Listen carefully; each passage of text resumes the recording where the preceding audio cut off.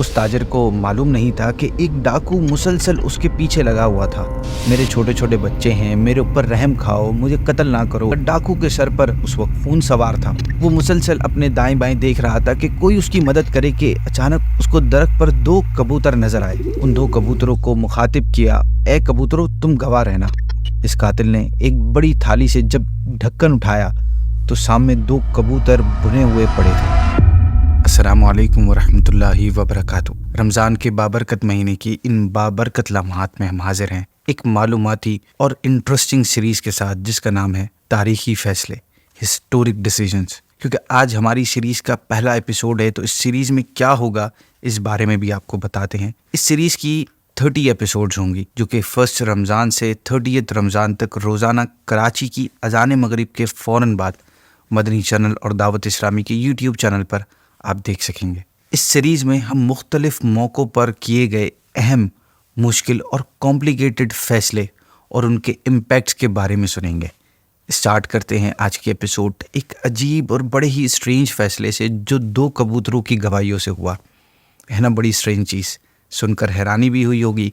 हैरानी दूर करना चाहते हैं तो एपिसोड को एंड तक देखिएगा, आपको सारी चीज़ें क्लियर हो जाएंगी।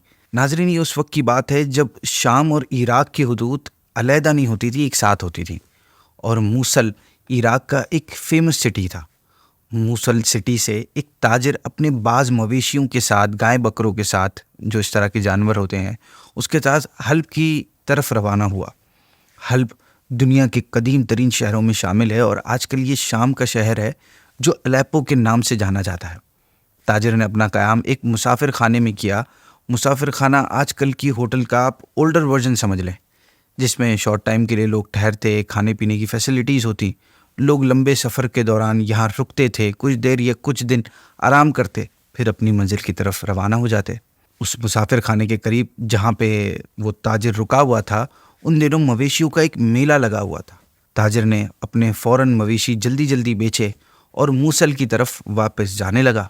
उस ताजिर को मालूम नहीं था कि एक डाकू मुसलसल उसके साथ लगा हुआ है और उसकी निगाह उस पर जमी हुई थी। उस डाकू को मालूम था कि उस ताजिर के पास अच्छी खासी रकम मौजूद है। वो मौके की तलाश ही में था कि कब उसे मौका लगे और वो अपना हाथ साफ करे। और ये मौका आखिरकार उसे मिल ही गया जब रास्ते में ताजिर एक वीरान जगह पर एक दरख्त के नीचे कुछ आराम करने के लिए रुका। डाकू ने मौका पाते ही ताजिर पर हमला कर दिया। उसकी गर्दन पर अपना खंजर रखा और कहा, जो कुछ तेरे पास है निकाल कर मेरे हवाले कर दे। ताजिर ने इधर उधर देखा कि कोई उसे बचा ले, शोर भी मचाया, मगर उस वीराने में, उस जंगल में उसे कौन उसकी फरियाद सुनता, कौन उसको बचाता। लिहाजा उसने मजबूर होकर अपना तमाम माल डाकू के हवाले कर दिया। अब डाकू उसे कत्ल करने के इरादे से आके बढ़ा। ताजिर ने कहा, माल तुम्हें मिल चुका है, अब मुझे तो जाने दो। मेरे छोटे छोटे बच्चे हैं, मेरे पर रहम करो, मुझे कत्ल ना करो। मगर डाकू के सर पर उस टाइम खून सवार था। उसने ताजिर की एक नहीं सुनी। वो मुसलसल ताजिर पर वार करता और ताजिर अपने आप को बचाने की कोशिश करता। ताजिर बिल्कुल निहत्था था, उसके पास अपनी हिफाजत का कोई सामान नहीं था। वो बार बार अपने लेफ़्ट राइट देख रहा था कि कोई उसकी मदद करे कि अचानक उसकी नज़र ऊपर दरख्त पर पड़ी। उसको दरख्त पर 2 कबूतर नजर आए। डाकू मुसलसल हमले कर रहा था। उसी दौरान अचानक उस ताजिर ने उन कबूतरों को मुखातिब किया, उनको बोला और कहा, ए कबूतरों गवाह रहना, ए कबूतरों गवाह रहना। 3 बार उसने ऐसा कहा और ये कह रहा था कि आखिरकार डाकू उसको कत्ल करने में कामयाब हो गया। कत्ल करने के बाद उसके अल्फाज डाकू के दिमाग में घूम रहे थे और वो उसे बड़े मज़ाहिया और बड़े तंज भरे अंदाज में दोहरा रहा था कि ए कबूतरों गवाह रहना, ए कबूतरों गवाह रहना। उसने गोया इसका एक उसके लिए जोक सा बन गया था। उधर उस ताजिर के अहलो याल, घर वाले उसकी आमद का वेट कर रहे थे, उसके आने का वेट कर रहे थे। दिन गुजरते गए मगर उसकी कोई खबर ना मिल रही। चुनाचे उसका बड़ा बेटा अपने वालिद की तलाश में हल्ब गया। वहाँ उसको बताया गया कि फ़लाँ तारीख को हल्ब आया था, फ़लाँ जगह उसने क़याम किया था और फ़लाँ के हाथ अपने मवेशी बेचे, इतनी रकम वसूल की और चंद दिनों बाद हल्ब से कुछ फासले पर वीराने में किसी नामालूम अफराद ने उसको खंजर के वार से कत्ल कर दिया और सारी रकम छीन कर वो फ़रार हो गया। ताजिर का बेटा शहर के हाकिम के पास गया, वहाँ से फिर काजी के पास गया, अपने वालिद के दोस्तों से मिला कि किसी तरह कातिल का पता चल सके, मगर तमाम तर कोशिशों का नतीजा मायूसी के सिवा कुछ ना मिला। वो मायूस होकर वापस मूसल आ गया, वहाँ के वाली से मिला और उससे मदद की रिक्वेस्ट की। उसने फौरी तौर पर हल्ब के हाकिम को ख़त लिखा। एक मर्तबा फिर कातिल की तलाश शुरू हुई, मगर सारी तहकीकात का नतीजा ये निकला कि कातिल का कोई पता ना चल सका। थक हार कर घर वाले भी सब्र करके बैठ गए और इस केस की फाइल को बंद कर दिया गया। ऐसे ही जैसे हमारे दौर में होता है ना, कि जब लॉन्ग टाइम तक कोई केस की सबूत नहीं मिल रहा होता, उसके हवाले से कोई गवाह नहीं मिलता, तो आखिरकार उस केस को बंद कर दिया जाता है। वैसे ही हुआ। वक्त गुजरता गया, दिन हफ्तों महीनों में बदल गए और महीने सालों में बदल गए। न जाने कितने हाकिम और वाली तब्दील हुए, कितने ही नए काजी आए और रुखसत हुए। ताजिर के अहलो याल और दोस्त भी आहिस्ता आहिस्ता इस वाक़े को भूल गए, मगर इस किस्से को एक शख्स नहीं भूला, और वो शख्स था जिसने इस ताजिर को कत्ल किया था। जब भी वो दो कबूतरों को एक साथ बैठा देखता तो उसके अल्फाज उसके दिमाग में याद आ जाते कि ए कबूतरों गवाह रहना, ए कबूतरों गवाह रहना। अब ये शख्स खासा अमीर कबीर शख्स बन चुका था, बड़े मोहबे वाला बन चुका था। एक दफ़ा किसी करीबी रिश्तेदार के यहाँ दावत थी। खाने में बहुत ज़्यादा लोग थे, जिनमें शहर के आला हुक्काम भी शामिल थे। खाना लगाया गया तो सामने मुख्तलिफ़ किस्म के खाने थे। उस कातिल ने एक बड़ी थाली में से जब ढक्कन उठाया तो सामने 2 कबूतर बुने हुए पड़े हुए थे। नाजरीन, कबूतर खाना वैसे तो हलाल है और इसका गोश्त इंतहाई टेस्टी भी होता है, और इसके साथ साथ कई बीमारियों के इलाज के लिए भी इस्तेमाल किया जाता है।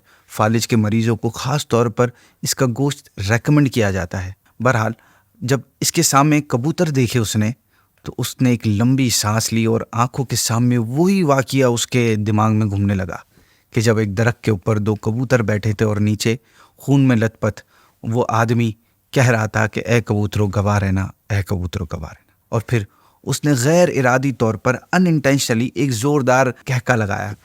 लोगों ने उसकी वजह पूछी तो वो वाक़ये के उस पार्ट को जो उसमें उसके नज़दीक बड़ा मज़ाहिया था, उसमें उतना खोया कि वो ये भूल गया कि वो अभी किसी दावत में मौजूद है। हमारे साथ भी शायद कभी ऐसा होता है कि हम किसी वाक़ये में इतना ज़्यादा खो जाते हैं, समटाइम्स हम इतना ज़्यादा इमोशनली अटैच हो जाते हैं किसी चीज़ से कि जब उस बात का तज़किरा छिड़ता है तो हम भूल जाते हैं कि हम कौन हैं, किन के सामने बैठे हैं, और बस अपने जज्बात और ख़यालात का इजहार कर बैठते हैं। उसके साथ भी एग्जैक्टली यही हुआ। जब लोगों ने उससे पूछा तो वो लोगों को कत्ल का वाक़या सुनाने लगा। उस वाक़ये का एक एक पार्ट बड़े मज़े लेते हुए डिटेल से सुनाया। ज़बान ने कोई चीज़ नहीं छोड़ी। लोग शॉक्ड हो गए और शॉक्ड होकर उसकी दास्तान सुनने लगे। जैसे ही उसने वाक़ये को कंप्लीट किया तो उसे रियलाइज़ हुआ कि उसने ये क्या क्या गलती कर दी। सालों से जिस वाक़ये को लोग भूल चुके थे, उस केस की फाइलें तक बंद हो चुकी थी, उसने खुद उसका चर्चा कर दिया, उसका बयान कर दिया। मगर अब कहते ना, वो तीर कमान से निकल चुका था। चंद घंटों में पूरे हलब में ये वाक़या हर शख्स की ज़बान पर था और हलब के हाकिम को भी इसकी इत्तला मिल चुकी थी। उसने फ़ौरन इस शख्स को अरेस्ट करने का हुक्म दिया और उस डाकू के ख़िलाफ़ एक नया केस दर्ज किया गया। इस दावत में मौजूद लोगों को गवाहियों के लिए तलब किया गया। सब ने अपने अपने बयान दिए। मुजरिम को बुलवाकर गवाहों के बयानात सामने रखे गए। हल्ब के हाकिम ने कहा कि हमने गवाही दी। हल्ब के काजी ने कहा हमने भी गवाही दी। पुलिस चीफ वहाँ था दावत में, उसने भी कहा हमने गवाही दी। वहाँ पर मौजूद तमाम लोगों ने कहा कि हमने गवाही दी, क्योंकि तमाम लोग उस वक्त दावत में शरीक थे। मुजरिम के पास एतराफ़ करने के सिवा कोई चारा ना था, क्योंकि जितनी डिटेल से उसने कत्ल का वाक़या सुनाया था, उतनी डिटेल उस कातिल के अलावा किसी और को पता हो ही नहीं सकती थी। लिहाजा लोगों की गवाहियों और उसके इकरार पर उस मुजरिम को फांसी की सज़ा सुना दी गई। अगले रोज़ सुबह सवेरे फांसी के मंजर को देखने बेशुमार लोग जमा थे। जब उसकी गर्दन में रस्सी डाली गई तो देखा गया उसकी ज़बान पर ये अल्फाज जारी थे, ए कबूतरों गवाह रहना, ए कबूतरों गवाह रहना। रस्सी खींच दी गई और लोगों ने एक मुजरिम को कैफरे किरदार तक पहुंचते हुए देखा। नाजरीन, इस मुकद्दमे में दुनिया की अदालत बिलाशुबा आजिज़ आ गई। वो कातिल का पता ना लगा सकी। कातिल एक लंबी मुद्दत तक आज़ाद फिरता रहा, मगर अल्लाह की अदालत, वो कहते हैं ना कि अल्लाह के यहाँ देर है अंधेर नहीं, उसकी अदालत कभी आजिज़ नहीं आ सकती। उसका राज आखिर ज़ाहिर हो ही गया और मुजरिम को बिल आखिर कानून की अदालत के सुपुर्द होना पड़ा। उसे कुछ देर तो मोहलत मिल गई, मगर आखिर कबूतर